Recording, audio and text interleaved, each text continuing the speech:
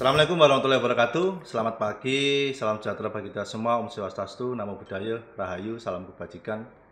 Jumpa lagi bersama kita Bincang Demokrasi KPU Kabupaten Kediri. Warga Kabupaten Kediri, kita hari ini akan berbincang, akan berdiskusi ringan terkait dengan persiapan pemilihan serentak tahun 2024. Ada banyak tantangan, ada banyak peluang, ada banyak gambaran yang mungkin tidak masuk dalam bayangan kita.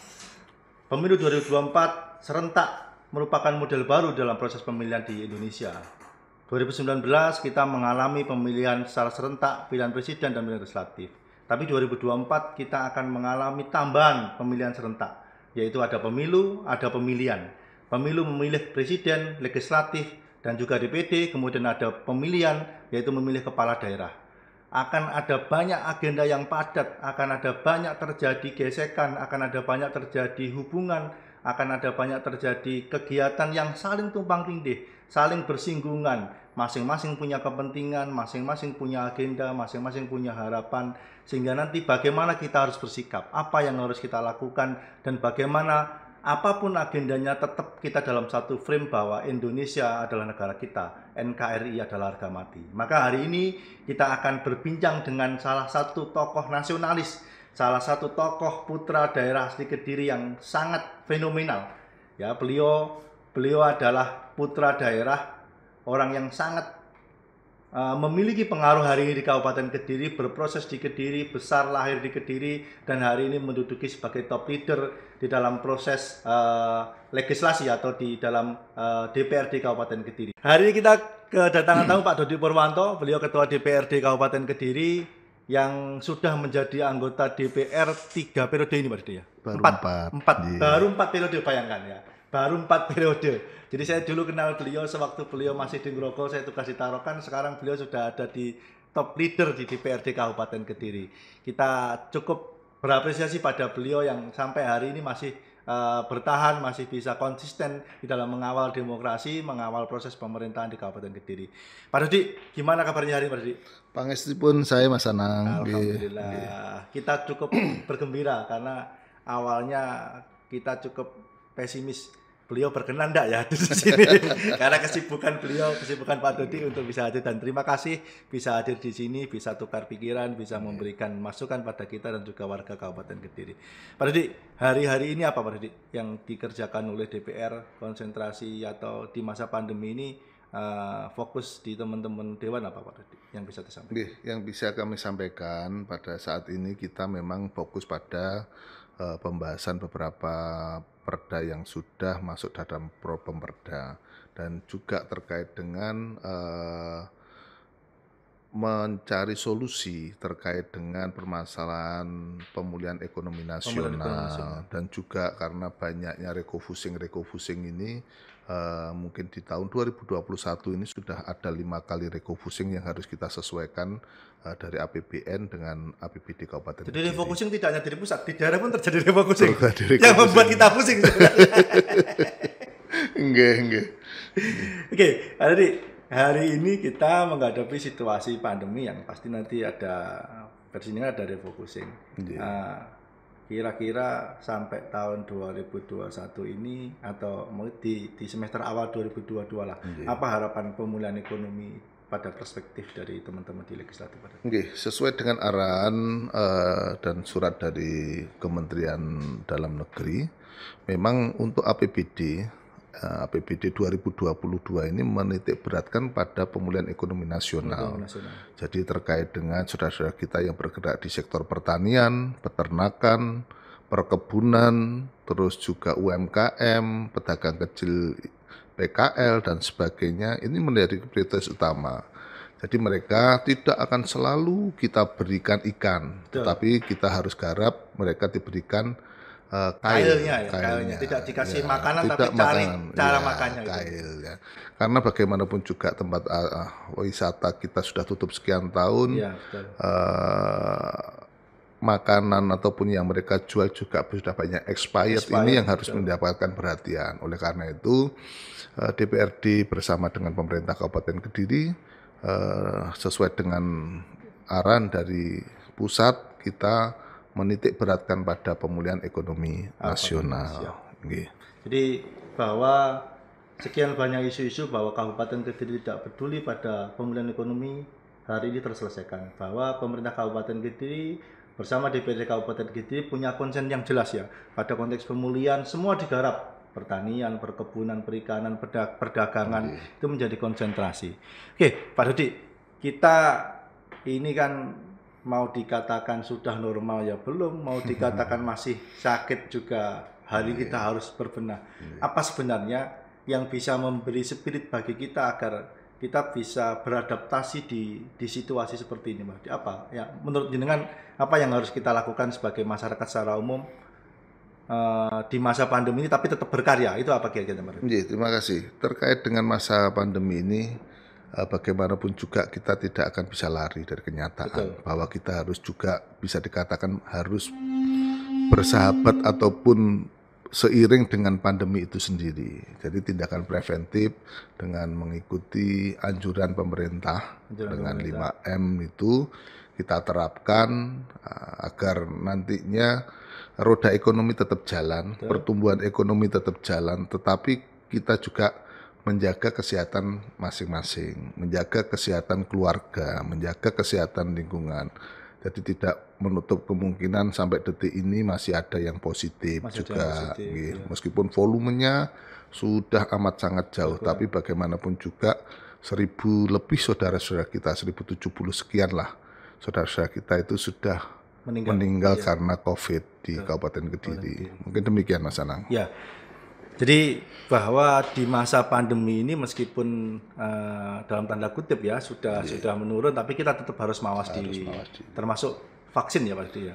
Ada himbauan vaksin ya untuk masyarakat ya Pak? Ya, syukur alhamdulillah pada saat ini kita sudah berada pada level 1. Level 1. Karena apa? Karena kemarin kita masih tertinggal. Ternyata basis basicnya pendataan vaksin bukan by name by address, tetapi pada data vaksin yang diberikan. Betul. Kita banyak dari instansi-instansi vertikal yang memberikan vaksin di Kabupaten Kediri, input datanya masuk ke Kota Kediri, ke Surabaya dan sebagainya. Oleh karena itu setelah ini kita melakukan pendataan ulang, menyertakan RT RW desa, kita input data yang sudah vaksin, ternyata kita sudah berada pada level 1. Dan kita memang melihat hari-hari ini atau 2 minggu ke belakang memang lagi giat ya di balai desa vaksin terjadi. Oke, sekarang kita fokus pada masuk wilayah kita ini. Nah, kita sudah berbincang tentang kondisi hari ini, berbincang tentang ekonomi. Nah, sekarang kita mau menghadapi pemilu serentak tahun 2024. Banyak orang yang membayangkan ada biar saja lah, pasti gitu-gitu aja. Tapi ada orang yang sangat fobia karena memang bagi orang yang cuek mungkin ya santai-santai saja. Tapi bagi orang yang memang ada kepentingan di sana, termasuk kami penyelenggara, termasuk mungkin teman-teman partai politik, ada hal-hal yang mungkin dibayangkan sesuatu yang lebih atau sesuatu yang berbeda. Menurut panjenengan apa Pak Dodi di 2024 itu yang berbeda dari 2019?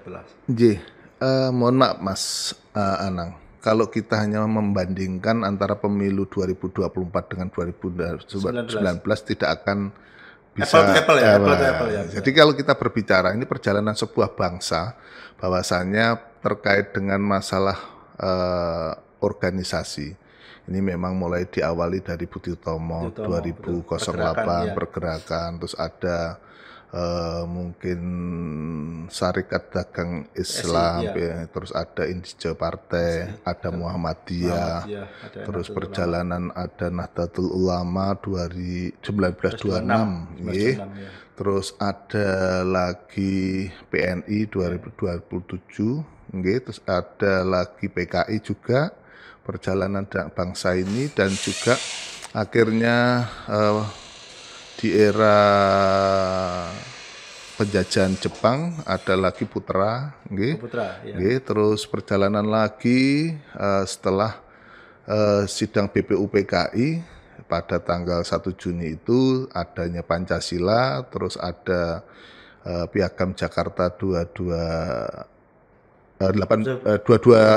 Juni, terus ada pada sidang PPKI 18 Agustus akhirnya terbit pembukaan Undang-Undang Dasar 1945 ini sejarah panjang yang tidak lepas, dan dari situ ada perdebatan pro dan kontra terkait dengan masalah ini harus membentuk partai politik. Maka ada Komite Nasional Pemerintah, pembentukan pemerintah KN ya, itu, dan akhirnya terbit TKR, terbit BKR 5